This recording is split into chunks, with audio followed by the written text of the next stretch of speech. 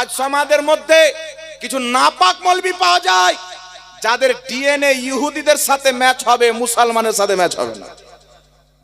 খ্রিস্টানদের গোলাম, ইংরেজদের দালাল এই সমাজের মধ্যে বেরিয়ে ইয়াজিদকে প্রমোট করতে যাচ্ছে।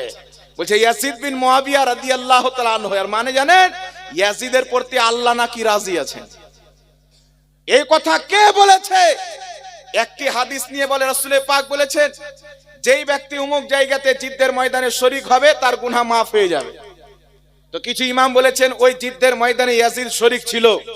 তো শরীক যদি থাকে আমরা যদি মেনে নিই, তো শাহ ওয়ালিউল্লাহ মুহাদ্দিস তাহলভী রাহমাতুল্লাহ আলাইহি লিখছেন ওই জিদ্দের ময়দানে শরীক হওয়ার পূর্বের গুনাহ ইয়াজিদের মাফ হতে পারে, পরে যে ইমামে হুসেনকে শহীদ করিয়েছে এই গুনাহ তার কোনোই মতে ক্ষমা হতে পারে না। এইজন্য চার মাযহাবের ইমাম, যেই চার মাযহাব ব্যতীত কোন দলিলের অস্তিত্ব থাকে না, ইমাম মালিক, ইমাম আহমদ বিন হাম্বল, ইমাম আবু হানিফা, ইমাম শাফি রাহমাতুল্লাহ আলাইহির কল রয়েছে। ইমাম আবু হানিফা বলছেন ইয়াজিদের প্রতি নাম নিয়েও লানাত পাঠ করা, ইয়াজিদের প্রতি অভিশাপ করা এটা জায়েজ রয়েছে। আবার ইশারাতে অভিশাপ করা, নাম নিয়েও তার প্রতি লানাত প্রদান করা এটা জায়েজ রয়েছে। আর ইমাম আহমদ বিন হাম্বল বলছেন আমার নিকটে ইয়াজিদ মুসলমান নয়, কাফির হয়ে গেছে। আর ইমামে আজম আবু হানিফা বলছেন ইয়াজিদ একজন জালিম ব্যক্তি ছিল। কত বড় জালিম ব্যক্তি ছিল এই কথা এই জন্য বলছি, পৃথিবীর মুসলমান, কালকে কেউ আপনাকে চায়ের দোকানে রাস্তাঘাটে দেখে আমাদের আহলে সুন্নাত ওয়াল জামাতের সমাজের ঈমানকে রুইয়ের মতন আস্তে আস্তে কাটার চেষ্টা করতেছে। এদের মা এতটুক বুকের দুধ পান করায়নি যে আহলে সুন্নাত ওয়াল জামাতের আলিমের সামনে বসে মোকাবেলা করবে। তাই তলে তলে চোরের মতো সমাজ নষ্ট করার কাজ করে। আমি আপনাদেরকে বলতে চাই এই জমিনের মাটিতে আহলে সুন্নাত ওয়াল জামাত, সুন্নি জামাত ব্যতীত দেওবন্দি হোক, আহলে হাদিস হোক, তারা যদি নিজের আকাবিরদেরকে মুসলমান প্রমাণ করতে পারে আমি তাদের গোলামি কবুল করতে রাজি আছি। মুসলমান বসার কোন ময়দানে বসবে, যে কোনো ময়দানে বসুক, আমি প্রমাণ করব যারা এগুলো দল তৈরি করেছে তাদের আকীদা কোরআন হাদিস থেকে নয়, ভারতের ইংরেজদের কাছ থেকে নিয়েছে, বার্তানিয়া এবং আপনার আমেরিকার কাছ থেকে নিয়েছে। তাদের আকীদা প্রকাশ্য করার পূর্বে বলছি বাবা, যারা এখন ইয়াজিদকে প্রমোট করে, দেওবন্দিরা বলে ইয়াজিদ জান্নাতি, আহলে হাদিসরা বলে ইয়াজিদ জান্নাতি, কিন্তু দেওবন্দিদের কি আকীদা ছিল ইয়াজিদের চরিত্রের ব্যাপারে তো আমি বললাম। আমিরুল মুমিনিন হযরতে উমর বিন আব্দুল আজিজ রাদিয়াল্লাহু তাআলা আনহু ক্লিয়ার ভাষায় বলে দিয়েছেন কেউ যদি ইয়াজিদকে আমিরুল মুমিনিন বলে তাকে কাঁচা কমচি দিয়ে তার পাছা লাল করাতেন, গোলা মারাতেন। আর কি তাবির আকীদা ছিল। আর এখন বর্তমানে ওয়াহাবির আকীদা কোথায় থেকে আসলো? এরা যদি কারবালার ময়দানে থাকতো মুসলমান, এরা ইয়াজিদের পক্ষে হয়ে নবীর বংশকে ধ্বংস করত। এরা রাসূলের পক্ষের লোক নয়। ইয়াজিদের যেই ব্যক্তি প্রশংসা করবে, খোদার কসম খেয়ে বলি তার অন্তরে অবশ্যই মুহাম্মদ রাসূলুল্লাহর বুগজ থাকবে, দুশমনী থাকবে, নচেত ইয়াজিদের প্রশংসা করতে পারে না। যারা নবী পাকের বেটা, নবী পাকের নওয়াসা ইমামে হাসান হুসেনকে শহীদ করেছে, আলী আসগার, কিছু লোক বলতে চায় ইয়াজিদ আমিরুল মুমিনিন ছিল, ইয়াজিদের বিপক্ষে হুসেন ষড়যন্ত্র করেছিলেন তাই তিনাকে শহীদ করা ছিল। আমি বলতে চাই ইমামে হুসেনের 6 মাসের সন্তান সাইয়্যিদিনা আলী আসগার রাদিয়াল্লাহু তাআলা আনহু এই 6 মাসের সন্তান কি ষড়যন্ত্র করেছিল? 6 মাসের কচি সন্তান, নবী পাকের রক্তের ছেলে, যে মায়ের দুধ ঠিকভাবে পান করতে পারতো না, এই 6 মাসের শিশু সন্তান ইয়াজিদের সাথে কি দুশমনী ছিল, ইয়াজিদের বিপক্ষে কি বলেছিল, ইয়াজিদের ব্যাপারে কি চক্রান্ত করেছিল। 6 মাসের আলী আসগারকে মেরে ইয়াজিদ প্রমাণ করে দিয়েছে সে মুসলমানের কাতারের লোক ছিল না, জাহান্নামের কুকুরের মধ্যে একটি কুকুর ছিল মুসলমান। সুবহানাল্লাহ, সুবহানাল্লাহ, ঠিক। এখন আপনাকে বলতে চাই যারা ইয়াজিদকে আমিরুল মুমিনিন বলে, আমি তাদেরকে বলতে চাই তোমার বাপ ইয়াজিদের ফতোয়ার প্রতি আমল করো। কিতাব আপনাদের সম্মুখে রাখছি, কিতাবটির নাম তারিখুল খুলফা, পৃষ্ঠা নাম্বার 207। আরেকটি কিতাব আস-সাওয়াইকুল মুহরিকা সাফা নাম্বার 134, আরেকটি কিতাব তাবকাতে ইবনে সাদ পঞ্চম খণ্ড 66 নাম্বার পৃষ্ঠার মধ্যে লেখা আছে, কি লেখা আছে? ইয়াজিদ জিনাকারী ছিল, মহিলাদের সাথে জিনা করত, মায়ের সাথে বিবাহ করা, বেটির সাথে বিবাহ করা ইয়াজিদ জায়েজ বলতো, বৈধ বলতো। তাহলে ইয়াজিদেরকে যারা আমিরুল মুমিনিন বলে, এই ওয়াহাবিদেরকে বলতে চাই, তোমরাও মায়ের সাথে বোনের সাথে বিয়ে করো। তোমাদের আমিরের এটাই ফতোয়া। ইয়াজিদ ফতোয়া দিয়েছিল মায়ের সাথে বিয়ে করা জায়েজ, ইয়াজিদ ফতোয়া দিয়েছিল বেটির সাথে বিয়ে করা জায়েজ।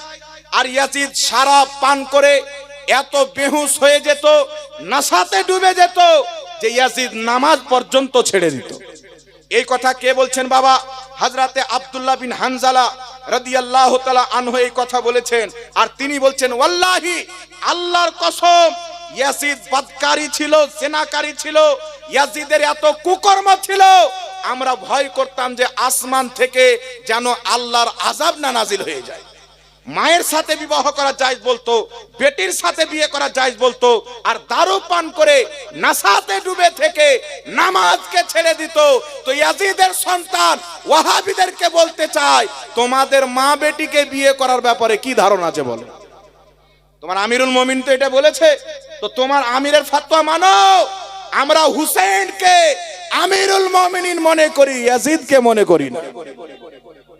এজন্য আমার আপনার নবী সাল্লাল্লাহু আলাইহি সাল্লাম কি বলেছেন? কিতাবটির নাম হচ্ছে মুসনাদে বাজ্জার।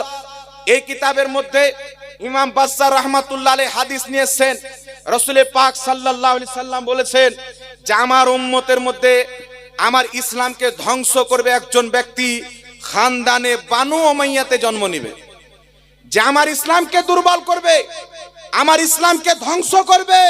রাসূল পাক বলছেন ইসমহু ইয়াজিদ, তার নাম হবে ইয়াজিদ। তার নাম কি হবে? নবী পাক 1450 বছর পূর্বে বলে গেছেন আমার ইসলামকে ধ্বংস করবে, যার নাম হবে ইয়াজিদ। তাহলে পৃথিবীর মুসলমান, ইয়াজিদ ইসলামকে ধ্বংসকারী, এটা আমার আপনার নবী ইয়াজিদের জন্ম হওয়ার আগে বলে দিয়েছেন, ইয়াজিদের জন্ম নেওয়ার পূর্বে বলে দিয়েছে। তাহলে এখন আপনারা বলেন বাবা, এই ইয়াজিদকে আমিরুল মুমিনিন বলা যাবে? এর জোরে বলতে হবে। যারা আমিরুল মুমিনিন মনে করে এরা কি মুসলমানের বাচ্চা হতে পারে? এদের ঈমান থাকতে পারে? তো রাসূল পাকের দ্বীনকে ধ্বংস করতে যাচ্ছিল ইয়াজিদ, একদিন নয়, দুই দিন নয়, মদিনা শরীফে 3 দিন পর্যন্ত তার লস্করের জন্য জিনা করা হালাল করেছিল, দারু পান করা হারাম ছিল।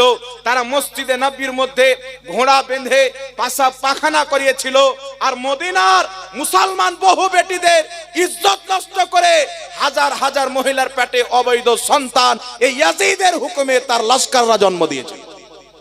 আর আজকে নাম আহলে হাদিস দিয়ে ইংরেজদের দালাল, খ্রিস্টানদের তৈরি করা দল মানুষকে বলতে চাইছে ইয়াজিদ সঠিক পথে ছিল, হুসেন ভুল পথে ছিল। আমি মনে করি এইগুলো মৌলবীর জন্মটাই ঠিক নাই, নাহলে এরকম নাপাক লোকের কেন প্রশংসা করবে?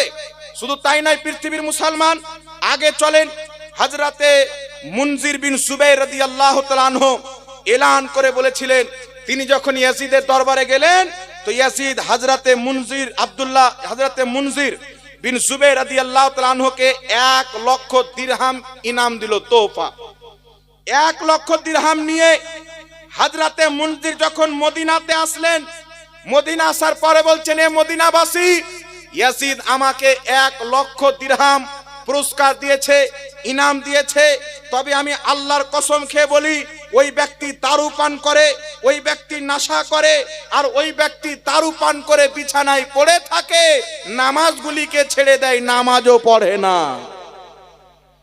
এটা সাহাবীর বেটারা বলছেন, তাবিগণ এই কথা বলছেন।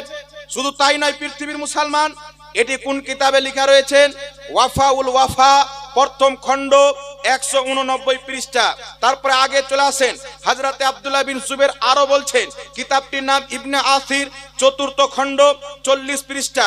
হযরতে আব্দুল্লাহ বিন সুবাইর বলছেন, আল্লাহর কসম, নিঃসন্দেহে একজন ব্যক্তিকে ইয়াজিদ কতল করেছিল, যেই ব্যক্তি 5 ওয়াক্তের নামাজ পড়তো, তাহাজ্জুদের নামাজ পড়তো, দিনের বেলা রোজা রাখতো।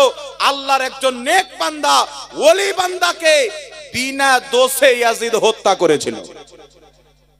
বিনা দোষে হত্যা করেছিল।